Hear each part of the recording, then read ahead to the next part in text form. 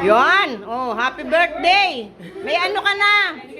Pwede ka lang magmina ng ginto. Pangmina ng ginto. Oh, di ba?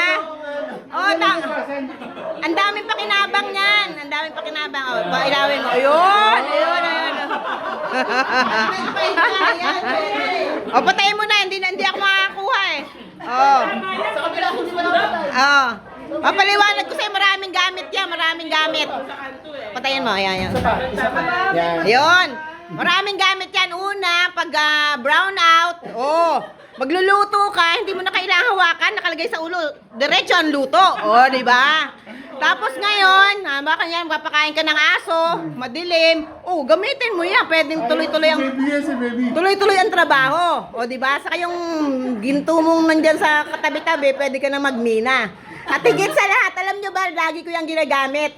Kasi as senior, kunya lang ulam namin isda. May mga tinik. Naku, pag nakagayin ako, parang makita ko yung tinik. O, di ba? O, di, imposible pa ang matinik ako kasi nakapokus ako dun sa isdang may tinik. O, di ba? Ang dami pa yung gamit niyan. O. Saka ano, ano yun, mamama na yun. Manghuhuli ng palaka. Pwede. Sina-charge. Meron siyang charger kasama. May kasamang charger yan. Ayan.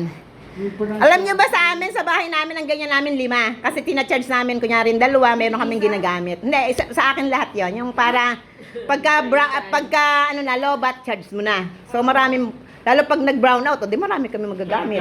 So ano siya, talagang ano siya, yung malaking pakinabang, advantage. Oh, di ba? Ngayon, kahit mag-brown out, kahit wala, hindi mo hahawakan, lagay mo lang sa ulo, pwede na. Oh.